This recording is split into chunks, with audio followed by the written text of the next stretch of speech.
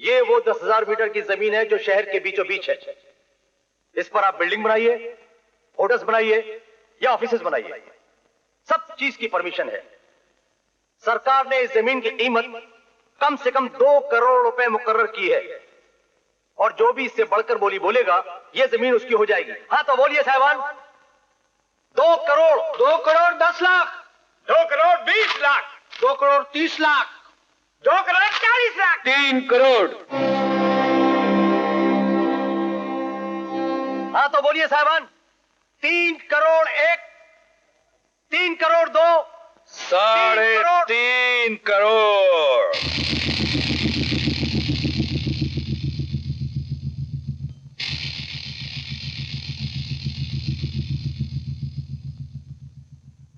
चार करोड़। अमर, इस जमीन के लिए कीमत बहुत ज्यादा है।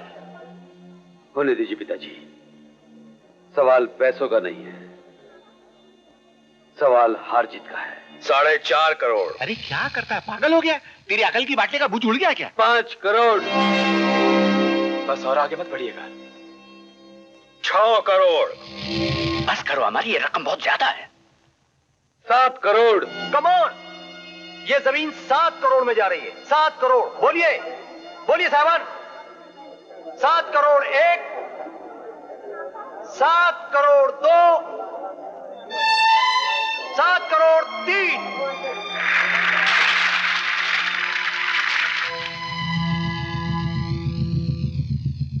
देखा आप लोगों ने, इसको कहते हैं शराफत का जहरीला वार। क्या कहा? ये घर गिरवी रख दे? हाँ डैडी, और कोई चारा भी तो नहीं है। 7 करोड़ की रकम भरनी है, वरना 3.5 करोड़ का जो डिपॉजिट भरा है वो जब्त हो जाएगा, और फिर ये हमारी इज्जत का भी सवाल है। इज्जत? यानी इज्जत बचाने के लिए घर की छत गिरवी रख दे? बेइज्जती की छत के नीचे जीने से बेहतर है कि इंसान बिना छत के इज्जत से जिए। लेकिन आप फिक्र ना करें, मैं जो कर रहा हूं मुझे करने दीजिए।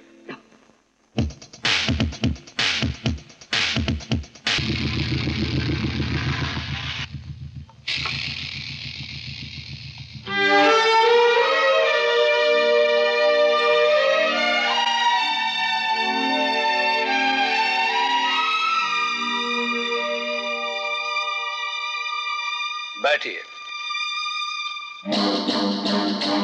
इस पदवी से तुमको बहुत लगाव है शायद, इसीलिए बरसों से अध्यक्ष के कुर्सी पे तुम कब्जा जमाए बैठे हो, छोड़ नहीं रहे हो। हाँ, अच्छा।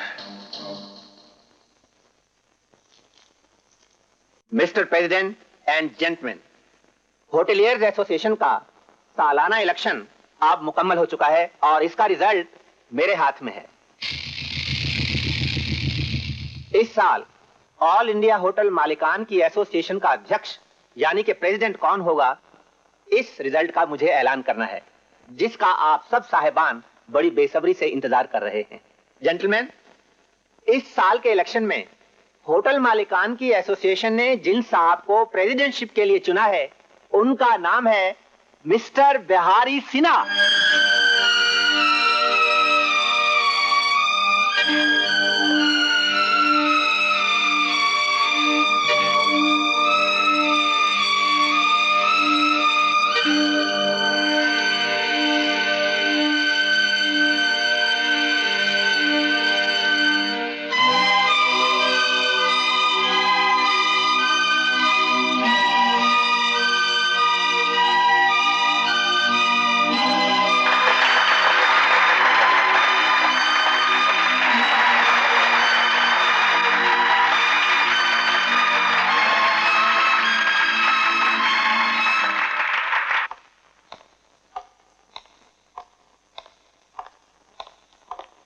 अमर, याद है एक दिन हम कहा था कि एक दिन हम तुमको ऊंचाई से ले जाके एकदम नीचे खड़ा कर दूंगा, इतना नीचे कि जहां से तुम बिल्कुल छोटा नजर आओगे। आज हम तुमको गिरा दिया और अपना वचन निभा दिया। आज वहां तुम गहराई में खड़े हो और हम यहाँ ऊंचाई में खड़ा है। ये ऊंच नीच सब दिल का बहलावा है बिहारी। इंसान की पैदा की हुई मन घड़ंत बातें हैं। ना नीचे पहुंच के इंसान वक्त से पहले मर जाता है, ना ऊंचाई पर चढ़कर इंसान मौत के हाथों से हमेशा के लिए बच जाता है। कुछ नहीं बदलता, सब कुछ वही रहता है। मैं कल जहां खड़ा था आज भी वहीं खड़ा हूं, इसी जमीन पर। फर्क सिर्फ इतना है कि तुम नोटों के ढेर पर चढ़ गए हो, मगर इस नीची जगह से, इस जमीन से कभी नफरत मत करना बिहारी, क्योंकि आदमी जब ऊंचाई से लुढ़कता है तो उसे नीचे इसी जमीन पर आना पड़ता है, यही। इसलिए इससे कभी नफरत मत करना।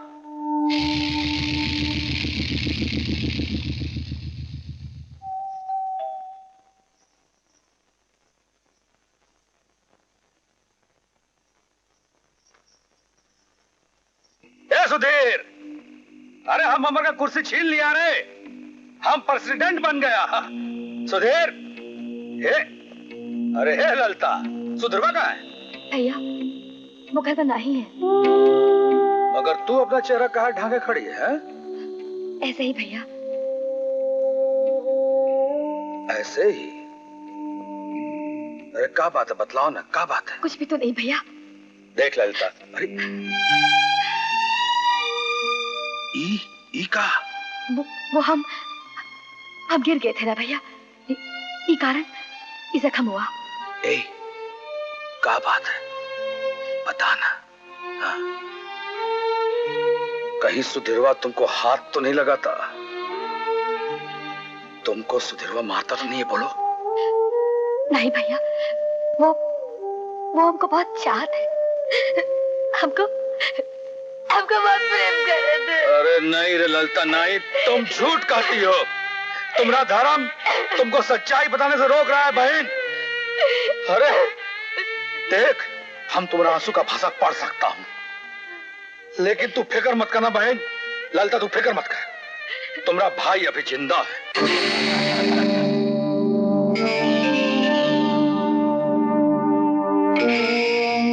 कहर साला चोटी वाला खचड़ा हराम ज्यादा बच्चात। अरे तू टुकड़ू को क्या देख रहे? चल हट। आज के बाद हमारी बहन को ऐसा उंगली से भी छुआ ना तो साला मार मार के तुम्हारा पूरा हड्डी पसली हम तोड़ दूंगा, हम। और ऐसा तोड़ूंगा साला कि दुनिया कौन अस्पताल में तुम्हारा इलाज नहीं हो सकेगा, समझो। एक तो दूसरा बात और भी सुन ले, ये जो तू बेफजूल का हराम खोरी का जिंदगी जो तू जी रहा है ना, इसको फौरन बंद कर दे, वरना चाकू से लोग गन्ना कैसे छीलते हैं उसे ही छील कर टुकड़ा टुकड़ा करके तुम्हारा शरीर का सारा हिस्सा, शहर का सारा गंदा नालियों में फेंक आऊंगा हम। बिहारी का बोला हुआ बात याद रखना। हाँ साला।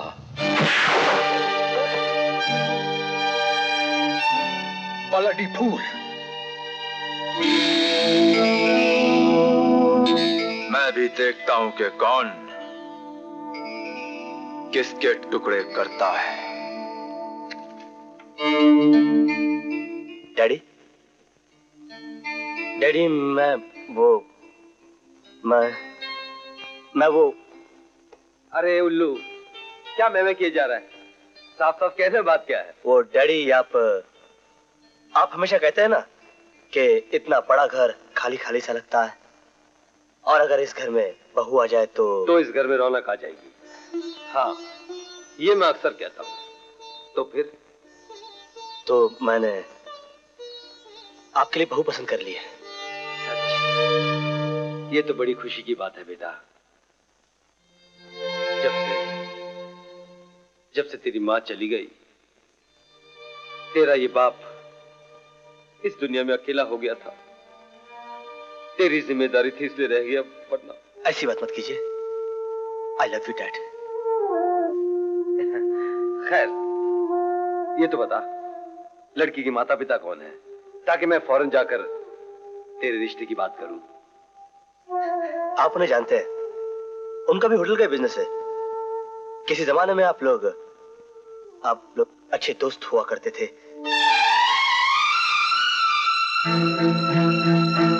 दोस्त,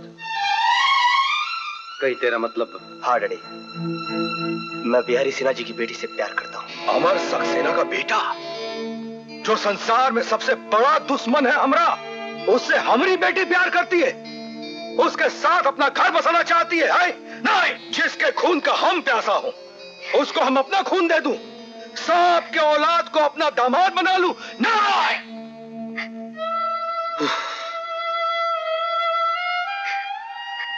देख बिटिया, अपना डैडी का एक बात सुन लो। तुम्हारा बाप तुम्हारी खुशी का दुश्मन नहीं है बेटा, लेकिन हम अपने दुश्मनों को अपने जिंदगी की खुशी कैसे दे दूं? हाँ? तो दुनिया में किसी और का नाम ले ले बेटा, तुम्हारा बाप खुशी खुशी तुम्हारा हाथ उसके हाथ में दे देगा। अमीर से अमीर हो, गरीब से गरीब हो, लेकिन बेटा उसका नाम मत ले बेटा, उसका नाम मत ले। मगर डैडी, मैं कुमार से प्यार करती हूँ। I love him. मैं शादी करूंगी तो उसी से करूंगी। शर्म, लड़की जात होकर अपने बाप के सामने अपनी शादी की बात कर रही है। ये तू क्या कर रहा है? बिटिया पर हाथ उठा रहा है? अरे हम तो बिटिया पे सिर्फ हाथ उठाया है, लेकिन ये बच्चास बिटिया रानी अपने बाप के इज्जत का जनाजा उठा रही है। बहुत बदनसीब है तुम्हारा बेटा माई, बहुत बदनसीब है। इसको दुनिया में वफा कभी नहीं मिला। जिससे वफा किया उसी ने इसके साथ फरेब किया। पहले वो अमर हमारा कलेजा का टुकड़ा टुकड़ा करके धोखा दिया हमको, उसके बाद सुधीर ने हमको धोखा दिया, और आज ये भगवान हमारा खून हमको धोखा दे रहा है। ये लड़की अमर सक्सेना के बेटे से शादी करना चाहती है। हटाओ इस मनहूस को हमारे सामने से, हम इसका मुंह नहीं देखना चाहता हूं।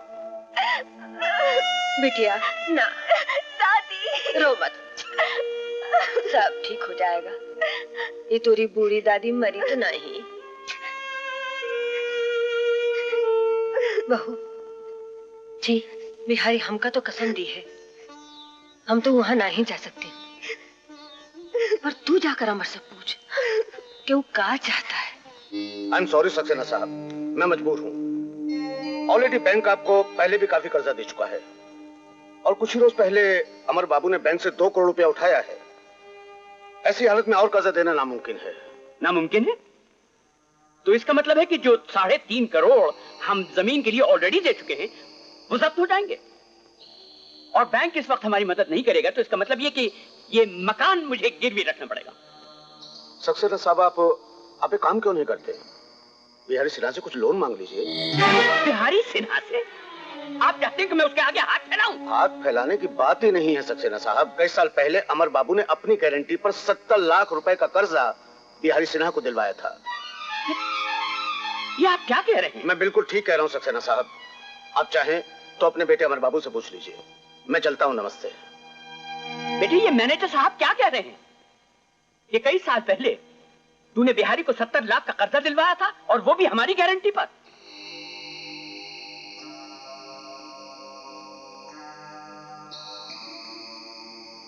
जी हाँ, ये सच है। तूने दुश्मन की मदद की, उसके हाथ मजबूत किए, और उन्हीं हाथों से वो अब हमारी जड़ें काट रहा है। जी हाँ डैडी, मैंने उसके हाथ मजबूत किए हैं। लेकिन क्यों?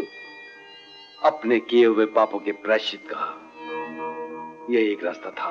पाप? एक नहीं, कई पाप किए हैं हमने। एक झूठे एग्रीमेंट पर उसके दस्तखत लेने का पाप, होटल के मुनाफे में वो बराबर का हिस्सेदार था, उससे धोखे से अलग करके एक पैसा भी न देने का पाप, और उसका घर जो उसके लिए उसके बाप का मंदिर था, उस मंदिर पर बुलडोजर चलाने का पाप। डैडी, अगर उस रात बुलडोजर चलाने के लिए मैंने कहा था तो ये मेरा प्रायश्चित है, और अगर ये पाप आपने किया है तो ये आपकी सजा है। मतलब ये कि जिन बर्बादियों का मैं आज सामना कर रहा हूं वो तेरी खड़ी की हुई है, इसीलिए उस रोज नीलाम में तू जानबूझ के ऊंची बोली बोल रहा था, ताकि मुझे सजा दे, अपने पिता को सजा दे। पिता, आपने जिंदगी भर पैसे से ही रिश्ता रखा, कैलकुलेशन को ही अपना धर्म समझा, फिर बाप बेटे का रिश्ता कहाँ रहा? मतलब हमारे बीच कोई रिश्ता नहीं? आपने सिर्फ जबानी रिश्ता रखा, दिल से कभी नहीं रखा। दिल के सारे रिश्ते तो मुझे बिहारी के घर से मिले, वहां से मुझे मां मिली, बहन मिली, भाई जैसा दोस्त मिला, और आज बहू भी मुझे उसी घर से मिल रही है। मगर आपने उन तमाम रिश्तों को अपने मतलब के बुलडोजर से कुचल डाला। आपका क्या नुकसान हुआ डैडी? आपने तो आज चंद नोट गवा दिए, लेकिन मैं पिछले 20 साल से बिना कोई पाप किए चुपचाप आपके गुनाहों की सजा भुगत रहा हूं। अमर, अमर, तू सच कहता है बेटे, सजावार मैं ही हूं। खुदगर्जी मैंने की और खुदगर्ज का नाम तुझे दिया गया। मेरी कैलकुलेशन गलत निकली और तेरी दोस्ती सच्ची। कहां से आ रहे हो तुम? अपनी बेटी का रिश्ता अपने भाई अमर के बेटे से पक्का करके आ रहे हैं। क्या रिश्ता? अरे कहां बक रही हो तुम? चिल्लाओ मत, पहले मेरी बात सुनो। आज मैं वो हकीकत, वो सच्चाई सुन के आ रही हूँ कि अगर तुम सुनोगे तो तुम्हारे पैरों तले जमीन निकल जाएगी। तुमने उस फरिश्ते के साथ वो जुल्म किए हैं कि अगर जिंदगी भर अपने आंसुओं के साथ उसके पैर धोते रहे तब भी तुम्हारे पाप माफ नहीं होंगे। बकवास बंद करती हो कि नहीं? बकवास ही सही, लेकिन सुन लो। ये जो शानो शौकत, ये इज्जत, ये दौलत, जो कुछ भी आज तुम्हारे पास है, ये सब उसकी मेहरबानियों का नतीजा है। तुम इतने सालों अमर को हराते नहीं आए, बल्कि वो जानबूझ के तुमसे हार मानता रहा। और जानते हो क्यों? सिर्फ इसलिए कि कई बरसों पहले उसके पिता ने धोखे से तुम्हारा घर गिरवाया था। उसने तुम्हारे एक घर के बदले अपना सारा कारोबार, अपनी सारी जिंदगी जला डाली। हम कुछ सुनना नहीं चाहता हूँ, ये सब झूठ है। ये सब सच है। और वो जो 70 लाख का कर्ज जो तुम्हें बैंक से मिला था, जिसके बल पर तुमने अपनी तरक्की की ये इमारत खड़ी की है, वो 70 लाख का कर्ज भी तुम्हें अमर ने ही दिलवाया था। बेफजूल का बकवास करती हो, तुम्हारा माथा खराब हो गया। वो कर्जा तो सुधीर ने दिलवाया था। सुधीर ने तुम्हें वो कर्जा नहीं दिलवाया था, बल्कि सुधीर ने तुम दोनों की दोस्ती की दीवार में दरार डाली है। और अगर मेरी बात का यकीन नहीं आता तो खुद बैंक फोन करके पूछ लो कि वो कर्जा तुम्हें किसने दिलवाया था।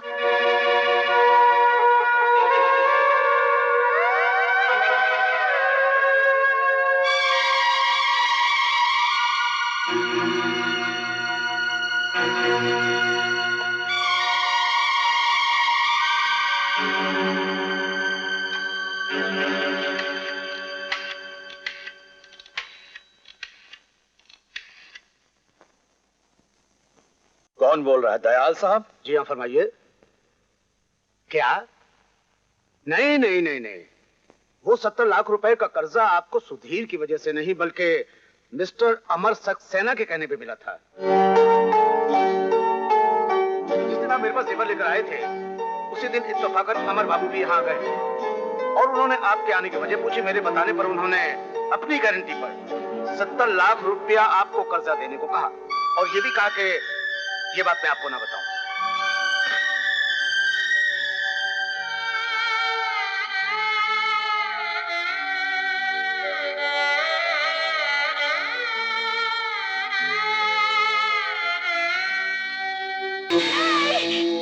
तुम ऐसा नहीं कर सकते। तुम हमारे भैया की जान नहीं ले सकते। हम तुम्हारे हाथ जोड़ते हैं। अपने भैया से मेरी शिकायत करती है और वो हरामजादा सबके सामने मुझे मेरी जान की धमकी देता है। हमने कुछ नहीं कहा। उस साले अनपढ़ गवार को यह भी नहीं मालूम कि आज उसके पास कुछ भी नहीं। देखिए कागजात, इन पर उसके अंगूठे लगवा लगवा कर मैं उसके कारोबार में बराबर का हिस्सेदार बन गया। और आज उसकी जान लेने के बाद उसकी तमाम जायदाद का मालिक मैं बन जाऊंगा। नहीं, आप ऐसा न कीजिए। ऐसा ना कीजिएगा क्या मतलब? ऐसा ही करने जा रहा हूं। बेईमानी के धागों से बुना हुआ ये जाल मैंने उस जमाने से बना के रखा था जब तेरी और मेरी शादी भी नहीं हुई थी, वरना तुझ जैसी अनपढ़ गवार लड़की से शादी कौन करता चला?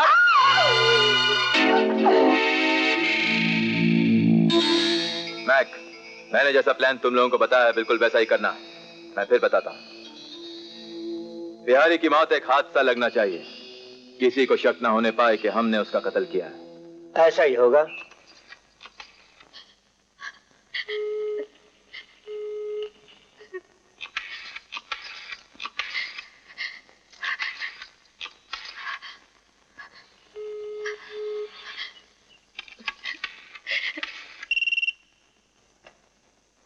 हेलो, मुका बचा लो, मुका बचा लो, सुधीर का जान से मार डालेगा। क्या?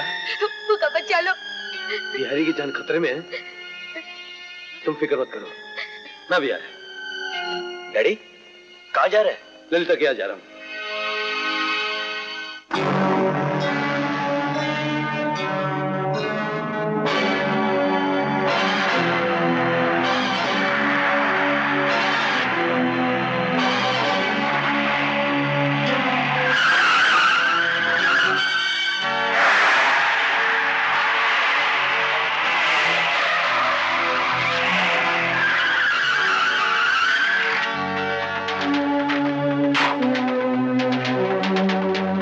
नमक हराम कुत्ते, जिनके टुकड़ों पर पलता रहा, सारी जिंदगी जिनके सामने दुम हिलाता रहा, आज उन्हीं को दान काटने जा रहा है। तुम कौन होते हो हमारी जातीय जिंदगी में दखल देने वाले? हाँ,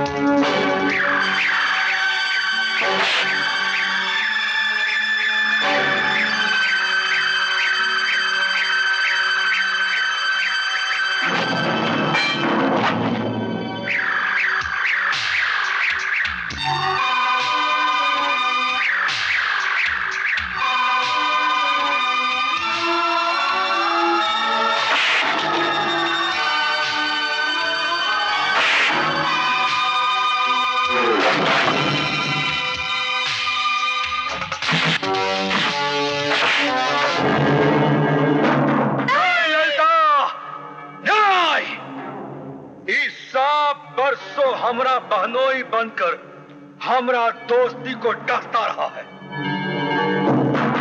आज हम इसका बोटी का टुकड़ा टुकड़ा करके इसका खून का एक एक बूंद चूस लूंगा। यारी, अपनी बहन का सिंदूर मिटा देगा, तुझे मेरी कसम है।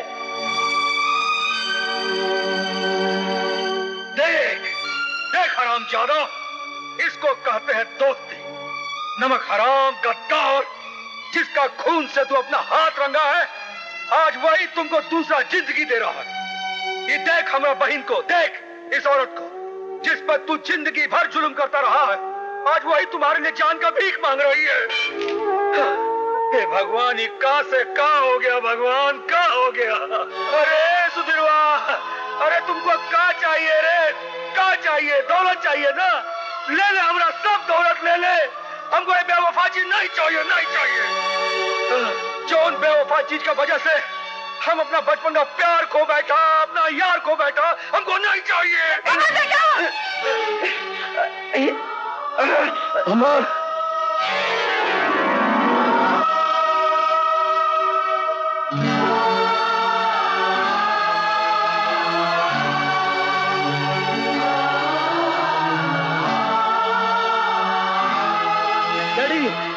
हमको प्रायश्चित करने का मौका दे अमर, हमको छोड़ के मत जा रे, बिहारी तुमसे हार गया। हमका दोस्ती का भीख दे दे अमर, हमको छोड़ के मत जा रे अमर, हमको छोड़ के मत जा अमर, हमको छोड़ के मत जा। अरे पगले, मेरा दोस्त बिहारी तो बहुत बहादुर था। कुछ बरस अलग रहकर तू इतना कमजोर हो गया, आंसू बहा रहा। तुझे अपनी दोस्ती के मजबूत हाथों पर भरोसा नहीं रहा क्या? मेरा हाथ थाम, अपने गले लगा। मौत तेरे अमर को कभी गले नहीं लगा सकेगी।